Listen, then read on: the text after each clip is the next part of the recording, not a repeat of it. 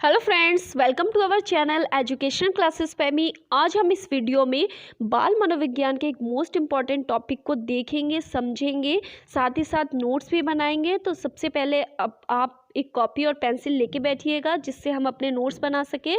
तो यहाँ पे हमारा जो टॉपिक है वह क्या है, विकास की अवधारणा। ये एक मोस्ट इम्पॉर्टेंट टॉपिक है जो कि सभी प्रकार के टेट के एग्जाम्स में पूछा जाता है। तो चलिए वीडियो को स्टार्ट करते हैं। उससे पहले अगर आप चैनल पे नए हैं तो चैनल को सब्सक्राइब कर लीजिएगा और वीडियो अच्छी लगे तो वीडियो को लाइक कर दीजिएगा। तो सबसे पहले हम देखें यहाँ पे विकास। तो किसका विकास, क्योंकि बाल मनोविज्ञान पढ़ रहे हैं तो जाहिर सी बात है बालक का विकास। तो हम विकास, जो बालक में विकास देखने को मिलेगा या परिवर्तन देखने को मिलेगा, किस प्रकार के बालक में होने वाले परिवर्तन को हम विकास कहते हैं, इसको हम देखते हैं। तो बच्चे की जो मानसिक, मेंटल, भावनात्मक, इमोशनल, सामाजिक, सोशल और बौद्धिक, इंटेलेक्चुअल आदि पक्षों में परिपक्वता मतलब मैच्योरिटी को हम क्या कहते हैं, बाल विकास कहते हैं। जब बालक मानसिक तौर पर, भावनात्मक तौर पर, सामाजिक तौर पर और बौद्धिक तौर पर कैसा हो जाता है, परिपक्व हो जाता है या उसमें परिपक्वता आ जाती है, तो हम उसको एक शब्द में क्या कहते हैं कि बालक में विकास हो रहा है या हो गया है। हो गया नहीं कहेंगे, क्योंकि यहाँ पे आगे हम समझेंगे क्यों नहीं कहेंगे, क्योंकि ये जो विकास है वो बालक में जीवन पर्यंत चलता रहता है। यहाँ देखते हैं हम, यह एक निरंतर चलने वाली प्रक्रिया है। ये किसी भी निश्चित समय के बाद रुकती नहीं है, मतलब प्रक्रिया समाप्त नहीं होती है। यह एक निरंतर रूप से चलती है और यह जन्म से लेकर मृत्यु पर्यंत तक चलती रहती है। यहाँ पे हम जो भी आपके टेट के एग्ज़ाम से रिलेटेड जितने भी जिस तरीके से क्वेश्चन पूछे जाते हैं उन इम्पॉर्टेंट बातों को ही देखेंगे, समझेंगे। तो यहाँ पे इसलिए हमने अंडरलाइन किया हुआ है पहले से। विकास में सभी परिणात्मक तथा गुणात्मक परिवर्तन सम्मिलित होते हैं जो जीवन भर चलते रहते हैं। मतलब हम विकास जब कहेंगे तो उस विकास में हमारा परिणात्मक रूप तथा गुणात्मक बालक के जो रूप होंगे, जो बालक में परिवर्तन होते हैं गुणात्मक रूप से या परिणात्मक रूप से, उनका सम्मिलित रूप जो होगा वह हमारा विकास कहलाएगा, जो जीवन भर चलता रहता है। दूसरे अर्थों में हम यह कह सकते हैं कि विकास की प्रक्रिया शारीरिक वृद्धि के बाद भी चलती रहती है। मतलब अगर हम देखें, जो आपकी बालक में जो वृद्धि होती है, शारीरिक वृद्धि, वो एक निश्चित समय तक होती है। मतलब इसका यह है कि जो वृद्धि का मतलब, जैसे बालक की जो हाइट बढ़ती है वह एक निश्चित अवधि तक बढ़ती है और उस अवधि के बाद, समाप्त होने के बाद, बालक में वृद्धि या हाइट उसकी नहीं बढ़ती है। लेकिन यहाँ पे अगर हम विकास की बात करें तो विकास हमारा जीवन पर्यंत, मतलब मृत्यु पर्यंत तक चलता रहता है और वह कभी भी समाप्त नहीं होता है। तो यहाँ पे बाद भी ये हम उदाहरण है, यहाँ पे अशोक बड़ा हो गया है संपूर्ण। अच्छा, हम यहाँ पे अब नेक्स्ट एक एक पॉइंट करके हम विकास की अवधारणा को समझेंगे। तो यहाँ पे विकास शब्द उन सभी परिमाणात्मक तथा गुणात्मक परिवर्तनों के लिए काम में लाया जाता है, ये हम ऊपर देख चुके हैं, जिससे बच्चे के संपूर्ण व्यक्तित्व में आए परिवर्तनों का संकेत मिलता है। मतलब विकास क्या है हमारा, जो बालक में इन परिमाणात्मक तथा गुणात्मक पक्षों से मिलकर, संयुक्त होकर जो बालक में परिवर्तन देखने को मिलता है, और परिवर्तन बालक में मतलब उसके व्यक्तित्व में, उसके व्यवहार में जो परिवर्तन देखने को मिलता है, उसको हम एक शब्द में क्या कहते हैं, विकास। विकास शब्द नेक्स्ट देखते हैं। विकास शब्द वृद्धि से कहीं अधिक विस्तृत अर्थ संजोए हुए हैं। मतलब आपका जो वृद्धि है वह विकास के अंतर्गत ही आता है, क्योंकि जो आपका वृद्धि है वो एक निश्चित अवधि तक होता है।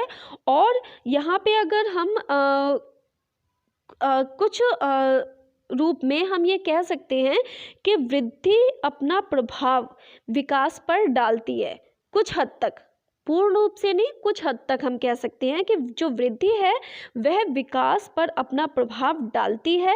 वृद्धि विकास का ही एक रूप है। और अगर हम देखें कि जो हमारी वृद्धि है वो विकास के अंतर्गत ही आती है, इसलिए हम इसको कह सकते हैं कि जो वृद्धि है हमारा विकास का ही एक भाग है। इसको आप एक एग्जाम्पल से समझ सकते हैं।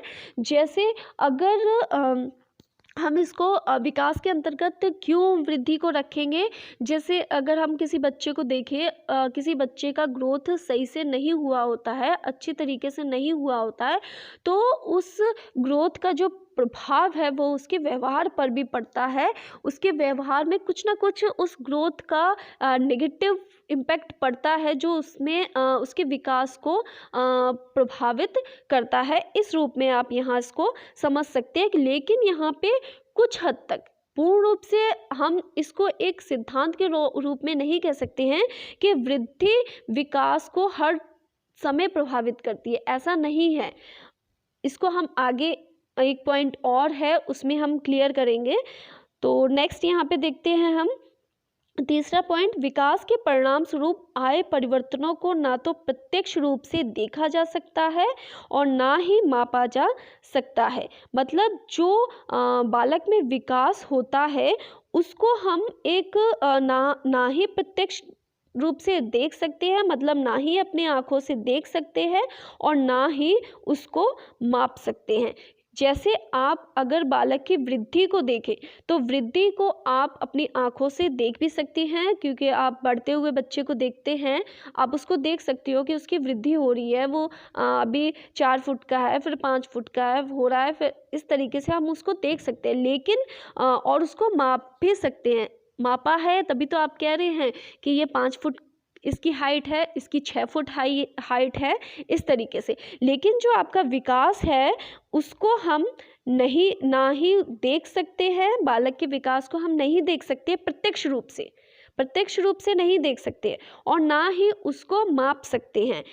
इसमें परिमाणात्मक एवं गुणात्मक दोनों ही परिवर्तन घुले मिले रहते हैं। मतलब जो आपका विकास है उसमें आपका जो परिमाणात्मक जो बालक का गुण है और आपका जो गुणात्मक उसके पक्ष हैं, उन दोनों का सम्मिलित रूप जब जो बालक में परिवर्तन लाता है उसको हम जो संयुक्त रूप से मिलके जो परिवर्तन ला रहा है उसको हम विकास कहते हैं। और इस बदले हुए व्यवहार को या बच्चे में हुए विकास को हम किसके द्वारा मापते हैं, उसके लिए विभिन्न प्रकार के मनोवैज्ञानिकों ने विभिन्न मनोवैज्ञानिक विधियां बनाई हैं, जिनके द्वारा हम बालक में हो रहे विकास को माप सकते हैं। नेक्स्ट पॉइंट है हमारा, विकास की प्रक्रिया निरंतर चलने वाली एक सतत प्रक्रिया है। इसको हम देख चुके हैं। यह जन्म से लेकर मृत्यु पर्यंत चलती है। यह परिपक्वता ग्रहण करने के साथ समाप्त नहीं होती है। मतलब इस विकास का मतलब ये नहीं है कि कुछ समय के बाद कहते हैं उसमें मैच्योरिटी आ गई है, उस बच्चे में मैच्योरिटी आ गई है, तो इसका मतलब ये नहीं कि उसका विकास पूर्ण हो चुका है। विकास जीवन पर्यंत चलता रहता है। विकास आप यहाँ पे एक एग्जाम्पल इस रूप में भी समझ सकते हैं कि बालक या कोई मनुष्य या कोई व्यक्ति कोई भी चीज़ एक करके जब सीखता है, एक अनुभव लेके सीखता है और उस अनुभव से बालक अपने में परिवर्तन लाता है, उस परिवर्तन को ही आप विकास कह सकते हैं। तो जब तक इंसान जीता है, जीवन अपना जीता है, उसके सामने विभिन्न प्रकार की समस्याएं आती हैं। विभिन्न प्रकार की उन समस्याओं को हल करने के लिए या विभिन्न प्रकार के काम इंसान करता है, नए काम भी करता है और उन नए कामों से वह विभिन्न प्रकार के अनुभव ग्रहण करता है और उस अनुभव से जो बालक में विकास होता है, उसमें परिवर्तन होता है, वह जीवन पर्यंत चलता रहता है। आगे हम देखें 5th पॉइंट, विकास शब्द किसी अंग विशेष अथवा व्यवहार के किसी एक पक्ष में होने वाले परिवर्तन को नहीं बल्कि व्यक्तित्व में आने वाले सभी परिवर्तनों को संयुक्त रूप में व्यक्त करता है। इसको हम देख चुके हैं पीछे, जैसे हमने देखा परिमाणात्मक और गुणात्मक, तो वही यहाँ पे कहना चाह रहे हैं ये कि विकास शब्द किसी अंग विशेष, मतलब उसमें शारीरिक वृद्धि को हम खाली नहीं कहेंगे कि इसका विकास हो रहा है, उसके अथवा व्यवहार में खाली नहीं कहेंगे कि उसका विकास हो रहा है। इन सभी रूपों का जो संयुक्त रूप से बालक पे प्रभाव पड़ता है, उस पर प्रभाव से जो बालक में परिवर्तन होता है, उस परिवर्तन के संयुक्त रूप को हम क्या कहते हैं? विकास। नेक्स्ट पॉइंट आपका क्या है? 6th, विकास भी वृद्धि से जुड़ा हुआ नहीं है। हमने पीछे देखा, हमने ये कहा था कुछ हद तक वृद्धि विकास को प्रभावित कर सकती है, लेकिन पूरी तरीके से विकास वृद्धि से जुड़ा हुआ नहीं है। कुछ बच्चे इस प्रकार के अवश्य देखे जा सकते हैं, आपने देखे होंगे, जिनमें शारीरिक वृद्धि की गति बहुत धीमी होती है। वे आकार, लंबाई तथा वजन में तो कुछ ज़्यादा बढ़ोतरी नहीं कर पाते। इनके व्यक्तित्व का पूर्ण विकास होता है। वे मानसिक रूप से बड़े परिपक्व होते हैं तथा इनमें पर्याप्त कार्य क्षमता भी आ जाती है। आपने देखा हो कई विकलांग बच्चे, लेकिन उनके हाथ पैर से वो सक्षम नहीं होते हैं, तो भी इसका मतलब ये नहीं कि हाथ पैर से अगर वो सक्षम नहीं है तो उनका बौद्धिक, जो उनका मानसिक स्तर है वो भी सही नहीं है, उनका बौद्धिक स्तर सही नहीं है, उनका सामाजिक स्तर सही नहीं है, ऐसा नहीं है। उनके शारीरिक वृद्धि से, या शारीरिक वृद्धि यहाँ पे आप हाइट से भी ले सकते हैं, ऐसा नहीं है कि छोटे, जो कद में छोटे हों उनका मानसिक विकास या मानसिक, बौद्धिक या आपका सामाजिक विकास नहीं देखने को मिलता है, ऐसा नहीं है। तो हम पूर्ण रूप से हम ये नहीं कह सकते हैं कि आपका जो विकास, जो वृद्धि है वो विकास को प्रभावित करती है।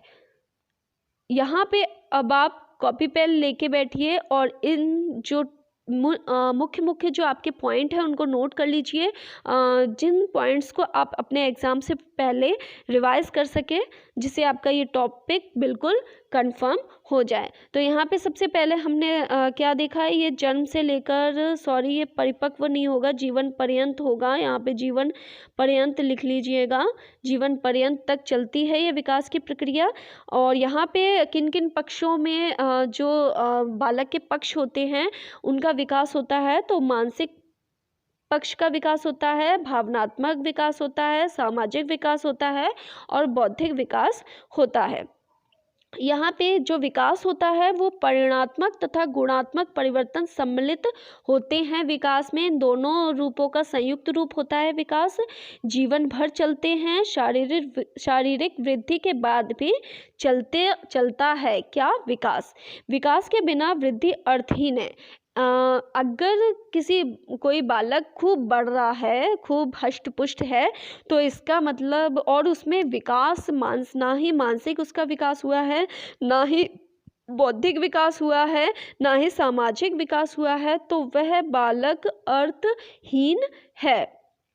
वृद्धि विकास का ही एक भाग है। हमने देखा कि वृद्धि हमारे विकास के अंतर्गत ही आती है। विकास को प्रत्यक्ष ना देखा तथा ना मापा जा सकता है, देख चुके हैं। किसके द्वारा मापा जा सकता है? मनोवैज्ञानिक विधियों द्वारा। विकास हमारा निरंतर चलने वाली प्रक्रिया, जन्म से लेकर मृत्यु पर्यंत चलती रहती है।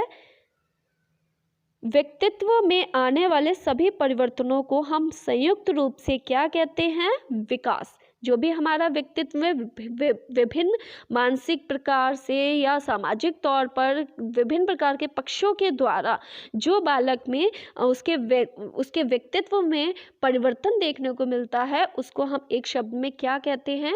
बाल विकास या बालक का विकास। विकास भी वृद्धि से जुड़ा हुआ नहीं है। मतलब ऐसा नहीं है कि जिस बालक की वृद्धि सही से नहीं हुई है तो उसमें विकास ना हुआ हो, ऐसा नहीं है। इसी के साथ वीडियो समाप्त होती है। पूरी वीडियो देखने के लिए आपका बहुत बहुत धन्यवाद।